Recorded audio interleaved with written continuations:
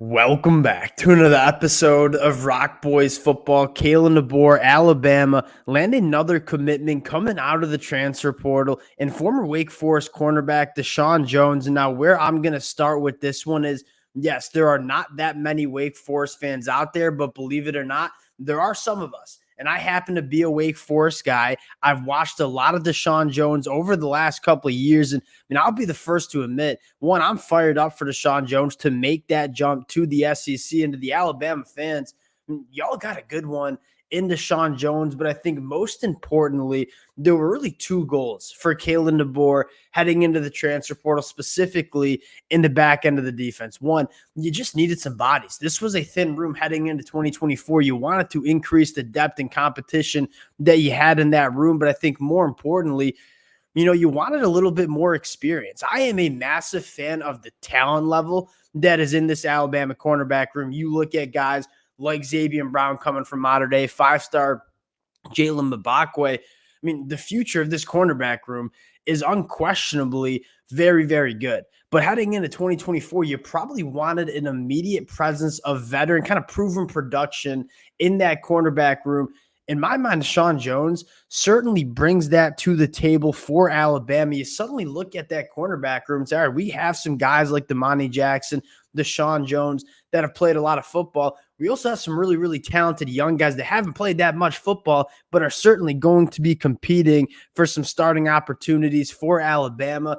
In my mind, that's exactly how you want a cornerback room to look. And I think DaShawn Jones unquestionably makes this cornerback room better heading into 2024. Want to get into some of the film, talk about what DaShawn Jones brings to the table before we get into it. And as always, just want to say thank you to you guys, the Alabama fans.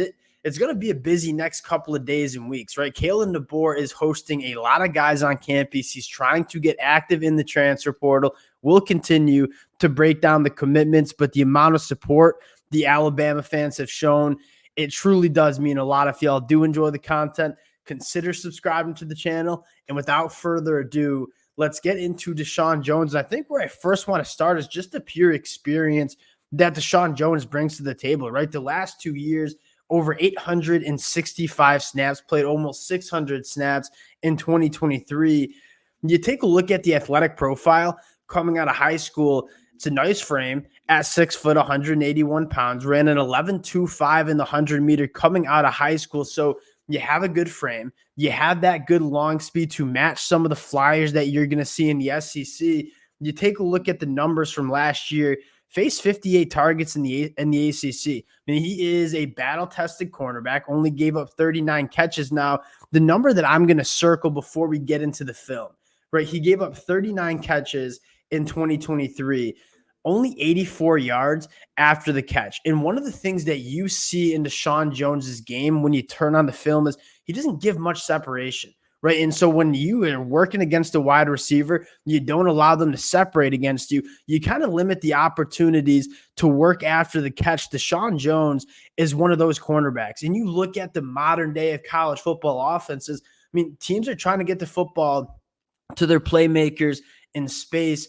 When you have a cornerback that doesn't really allow for much opportunity after the catch, that really does limit opposing offenses in their ability to hit some of those explosive plays. He's a good tackler. He's very, very smooth in terms of how he flips his hips, how he can mirror wide receivers. You get into the film, a couple of things that really stand out. One, working at the top of your screen here, you see this a lot. Wake Forest last year did not have a very good front seven.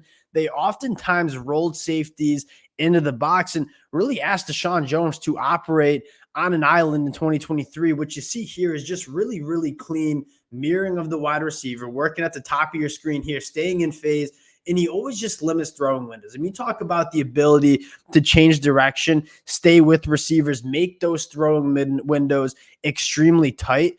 That's DaShawn Jones. And you see how this play plays out. If you can live with that kind of throwing window where the quarterback's on the run, throwing to the boundary into a tight window, you're going to win a lot of football games. Ends up having the forced incompletion. And another thing we talked about, right? Again, working at the top of your screen, largely on an island again, because these safeties consistently were around the line of scrimmage for Wake Forest.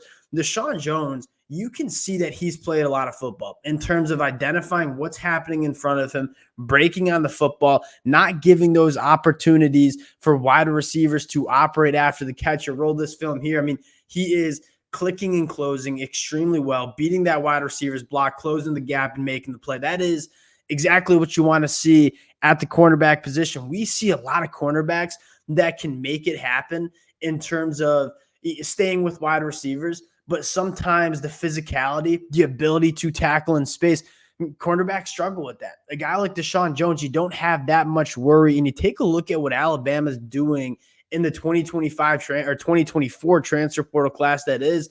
I mean, a couple of really sneaky additions, right? We just talked about DaShawn Jones. We talked about Cameron Howard last week. Cameron Howard played phenomenal football for Charlotte as a true freshman last year. You bring him in, and I kind of see Malachi more in his game. So maybe Cameron Howard is not necessarily a starter in 2024, but you take a look at the future of that cornerback room, I think Cameron Howard probably takes over for Malachi Moore in the 2025 year.